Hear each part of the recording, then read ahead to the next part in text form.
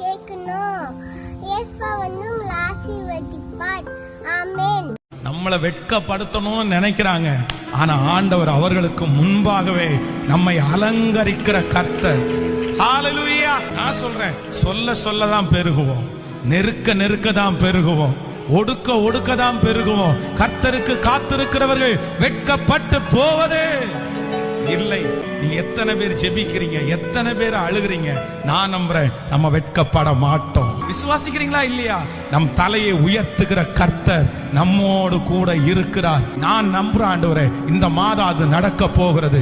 இந்த மாதம் நீங்க வெட்கப்பட்ட ஒரு 3 இடத்துலயாவது கர்த்தர் உங்க தலையை கர்த்தர் நிமிர பண்ணுவார் என்று நான் நம்புகிறேன். உங்களுக்கு ஒரு சந்தோஷத்தை கொடுத்து கர்த்தர் நிமிர பண்ணுவாராக. ஆமென் சொல்லுவோம். இயேசுவா உங்களை வெட்கப்படாத பார்த்துக்குவாரு. ஆமென்.